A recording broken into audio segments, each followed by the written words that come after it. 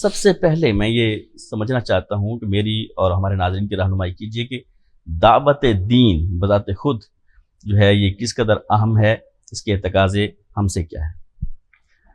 بسم اللہ الرحمن الرحیم۔ سب سے پہلے تو آپ کا شکر گزار ہوں الحسان ٹی وی کی انتظامیہ کا، ماشاءاللہ، کہ انہوں نے مجھ نچیز و حقیر کو اس اہم فورم کے اوپر گفتگو کرنے کا موقع فراہم کیا، بارک اللہ فیک۔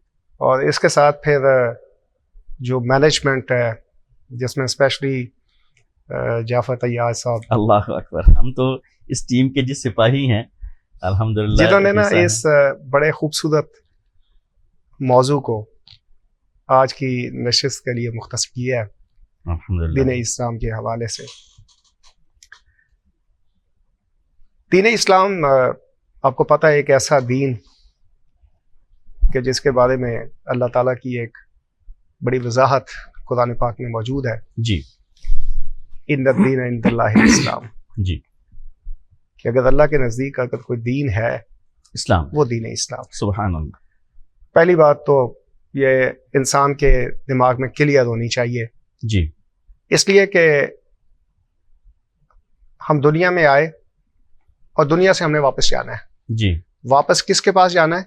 اللہ تعالیٰ اللہ کے پاس سبحانہ جانا ہے۔ وتعالی۔ تو بے ظاہر ہے ہمیں وہ چیز پسند کرنی چاہیے جو اس کو پسند ہے جس کے پاس ہم نے جانا ہے۔ جی، اس لیے دین اسلام کو اپنی زندگی کا حصہ بنانا انسان کے لیے بہت ضروری ہے۔ جی، دوسری بات جو دین اسلام کی اہمیت کے حوالے سے، اس کی افادیت کے حوالے سے جی، ہم سمجھنا چاہتے ہیں، وہ میں سمجھتا ہوں کہ حضرت ابراہیم علیہ السلام کی جو دعا تھی نا، ربنا وابعث فیہم رسولا منہم یتلو علیہم آیاتک، جی، یہ دعا دین اسلام کی جو سمجھ ہے نا وہ بالکل کلیئر کر دیتی ہے۔ صحیح۔ کہ ابراہیم علیہ السلام کی خواہش کیا تھی؟ جی، ایسا نبی جو اللہ تعالیٰ کی آیات پڑھ کے سنائے، ایسا نبی جو حکمت اور دانائی سکھائے، ایسا نبی جو انسانوں کو پاکیزہ کرے۔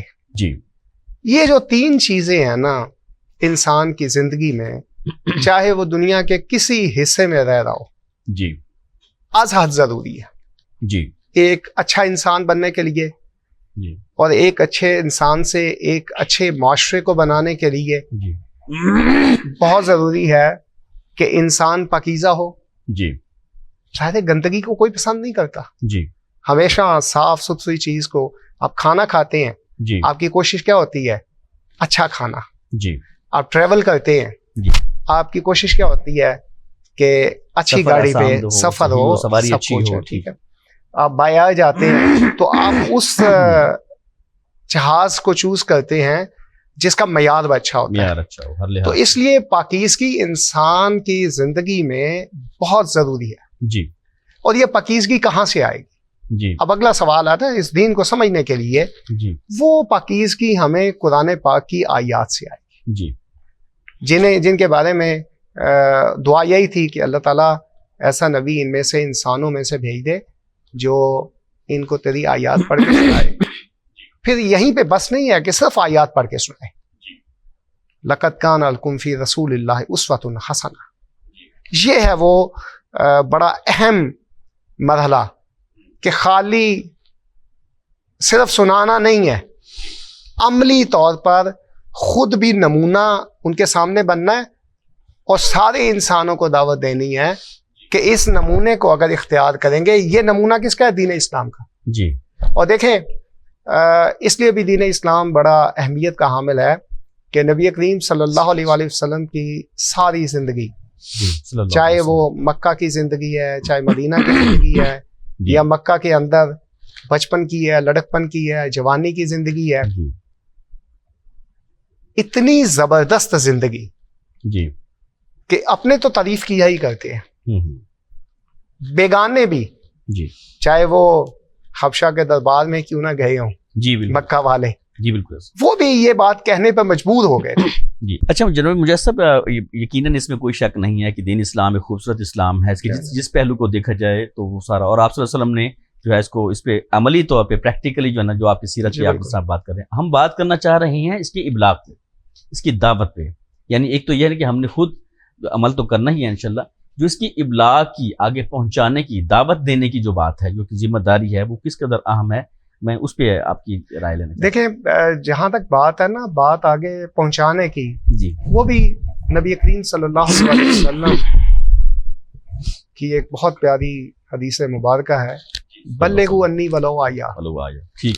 یہ اس پہ ہم نے آج نا، میں یہ ضرور کہنا چاہوں گا جی کہ آج ہم نے مخصوص کر دیا ہے کہ جو مسجد کا امام ہے، جی جو مسجد کا خطیب ہے، صرف وہ دین اسلام کی دعوت کا کام کرے گا. یعنی یہ اس کا پروفیشن ہے، یہ اس کا ڈپارٹمنٹ ہے، یہ اس کا شعبہ ہے، یہ اس کا عہدہ ہے، اور کام اسی کا ہے، جو ہے نا وہ ہمارا یہ کام نہیں ہے. حالانکہ دین اسلام اس بات کا نام نہیں ہے. ٹھیک ہے. دین اسلام کی دعوت ہر جو اس کے ساتھ منسلک ہے، جی وہ اس کا مبلغ ہے. ٹھیک ہے. اور نبی کریم صلی اللہ علیہ وسلم نے جو یہ فرمایا نا کہ بلغوا انی ولو آیا، کہ آپ کے پاس ایک حدیث کا، ایک آیت کا علم ہے، ایک چھوٹا سا علم ہے، وہ پہنچاؤ. ایک آیت ہی کیوں نہ ہو.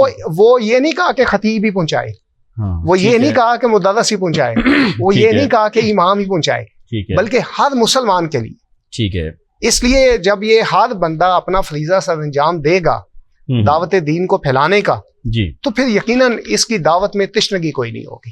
بالکل ٹھیک ہے. بالکل جب آپ اس کو پروفیشنلائز کر دیں گے، جیسے آپ نے خود کہا کہ وہ کہیں کہ میرا شعبہ ہے یا میرا پیشہ ہے، میں نے اس کو کرنا ہے، پھر وہ جو ہے نا بڑا محدود ہو جائے گا. ٹھیک ہے. اور یہی وجہ ہے اگر ہم دعوت نہیں دیتے، مثلا ہم یہ جس طرح آپ نے فرمایا کہ جی ہم نے ذرا مسجد کے مولوی صاحب کو دے دی، یا خطیب صاحب کو، مقرر صاحب کو دے دی کہ آپ کا ڈپارٹمنٹ ہے، جی ہمارا نہیں ہے، میں تو درزی ہوں، میرا کام کپڑے سینا ہے، میں تو تاجر ہوں، میرا کام تجارت کرنا ہے، میں ایک فلاں شعبے سے ریلیٹڈ ہوں، منسلک ہوں، میرا کام میرا اپنے شعبے میں، میرا کام نہیں. اگر ہم یہ نہیں کرتے تو اس کی کوئی وعید بھی ہے، اس کی کوئی پکڑ بھی ہے؟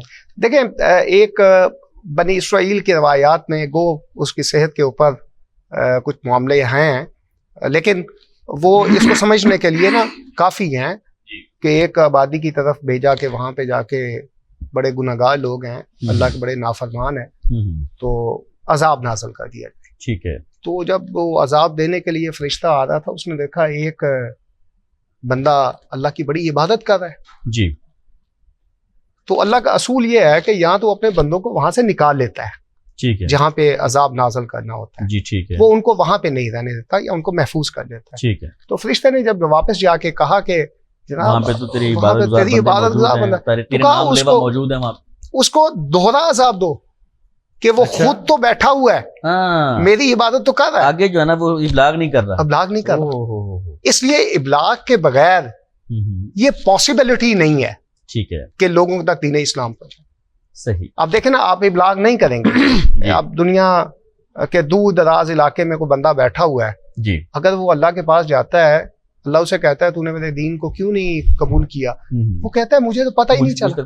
اچھا، یہ جو بات آپ کر رہے تھے نا ابلاغ کے حوالے سے، جی، کہ اس کی اہمیت، قرآن پاک میں بڑا الفاظ ہے، اللہ تعالیٰ کا حکم موجود ہے، کنتم خیر امۃ اخرجت للناس جی تأمرون بالمعروف وتنہون عن المنکر. یہ کلیئر ہو گیا. اس وجہ سے کر کے نصیب ابلاغ کی وجہ سے یہ ممیز اور منفرد جو ہے نا وہ مقام حاصل کر رہی ہے. ہاں جی بالکل ایسا ہی ہے نا، یہ امت اسی وجہ سے ہے کہ اسے ایک ٹارگٹ دیا گیا ہے. ٹارگٹ دیا گیا. اور ٹارگٹ کیا ہے؟ اور یہ وہ ٹارگٹ ہے جو انبیاء کو دیا جاتا ہے کہ اللہ کے پیغام کو آگے پہنچانا.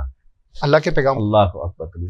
وہ جو ایک ہم اصطلاح سنتے ہیں کہ اللہ جب کہتا ہے کہ میں اپنا خلیفہ، تو خلافت یا نیابت اس چیز کو کہتے ہیں، تو یہ اس کے وہ تقاضے ہیں. بالکل جی. اللہ کے، کیونکہ اب انبیاء نے تو جو ہے وہ مبعوث مزید ہونا نہیں ہے. آپ صلی اللہ علیہ وسلم خاتم النبیین ہیں، اس کے بعد یہ نبی نے تو آنا نہیں ہے. اب یہ چاکری ہمارے لیے باعث افتخار ہے، یہ چاکری ہمارے لیے الحمدللہ باعث اعزاز ہے، اور ہم ہی لوگوں نے جو نا آپ جیسے علماء کے انگلی پکڑ کر انشاءاللہ آگے چل کے جو ہے نا وہ انشاءاللہ اس چیز کو آگے بڑھانا. تو کامیابی تبھی ہوگی نا، جو بہتر امت ہے وہ کب بنے گی؟ جب وہ ابلاغ کو اڈاپٹ کرے گی. ہاں، لیکن اس سے پہلے یہاں پہ نا خود بھی عمل، کیونکہ اس کے بڑے تقاضے ہیں ابلاغ کے بھی، عمل اور پھر ابلاغ. اب یہ تو نہیں کہ جو پڑھا ہم اس پہ خود عمل نہ کریں تو آگے جو نا وہ کہتے رہیں، یہ بھی بڑا سینسٹیو جو ہے. دیکھیں جی، یہ بڑا ہی سینسٹیو ہے، اور میرے بڑے اچھے دوست خطبہ تشریف فرما ہیں اور دعوت دین کا کام کر رہے ہیں. نبی کریم صلی اللہ علیہ وسلم کی حدیث مبارکہ صلی اللہ علیہ وسلم کہ ایسے لوگ جو دعوت دیتے ہیں لیکن خود عمل نہیں کرتے، وہ بڑی ٹھیک ہو بڑی سخت سزا ہے. یقین جانے حوصلہ نہیں پڑتا اس کو زبان پہ لایا. اچھا